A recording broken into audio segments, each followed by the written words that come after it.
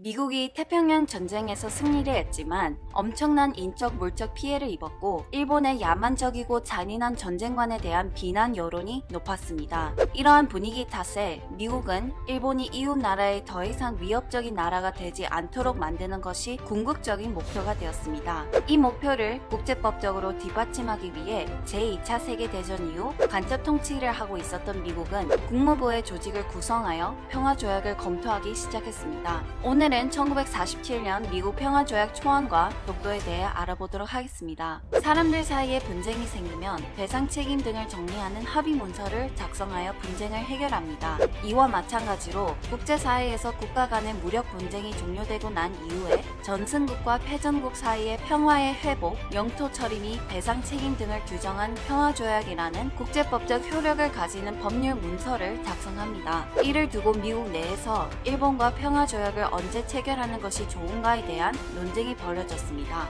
미 국방부의 전신인 전쟁부는 일본의 군사적 무장을 완전히 해제하여 근본적으로 일본이 전쟁을 치를 수 없는 국가로 변화시키기 위해서는 적어도 25년 이상 점령을 해야 한다. 따라서 평화조약 체결은 장기간 미뤄야 한다는 입장이었습니다. 이와 반대로 미 국무부는 하루빨리 평화조약을 체결하여 군사 점령을 종식시켜야 한다는 입장이었습니다. 이때 연합국 최고사령부 메가더 총사령관은 군사 점령이 장기화되면 군이 이완되고 부패하기 마련이다. 역사적으로도 장기 점령이 성공한 예가 없다. 따라서 조기에 평화조약을 체결해야 한다고 주장하여 국무부의 입장을 지지했습니다. 이에 1946년 8월 국무부와 국방부가 합동으로 구성한 대일조약 작업단이 출범하였습니다. 미 대일조약 작업단의 주요 관심사는 무엇이었을까요? 작업단은 평화조약 초안을 만드는 과정에서 가장 핵심적인 일은 일본의 영토를 어떻게 처리하는가의 문제였습니다.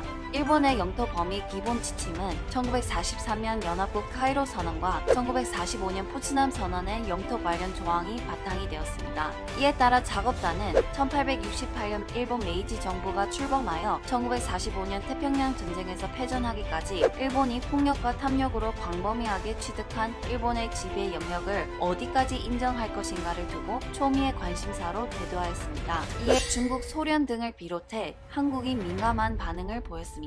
미 대일 조약 작업단은 일본 영토를 어떻게 처리하였을까요? 1947년 1월 평화조약 초안은 일본의 영토적 범위는 1894년 1월 1일에 존재했던 것으로 한다. 이것은 1894년 청일전쟁에서 일본이 빼앗은 영토를 반환해 주어야 하는 것을 다른 지역까지 확대 적용한 것입니다. 이에 따라 일본은 중국의 타이완, 팽오도 등을 반환해 주어야 했습니다.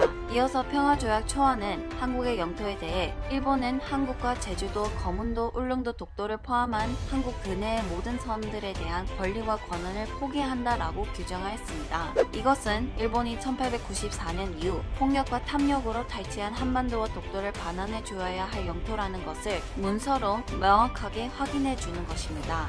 미 대일 조약 작업단의 조약 초안은 어떤 의미가 있을까요? 독도가 한국 영토라는 것을 입증해주는 최초의 미국 문서입니다. 이 문서를 작성한 로버트 피어리는 주일 대사를 지낸 조셉 크루의 개인 비서로서 존 포스터 덜레스가 선발한 보좌역이었습니다. 로버트 피어리가 독도를 한국 땅으로 규정하는 것으로부터 당시 미 국무부는 독도는 한국령이라는 명확한 인식을 가지고 있었다는 사실을 확인할 수 있습니다.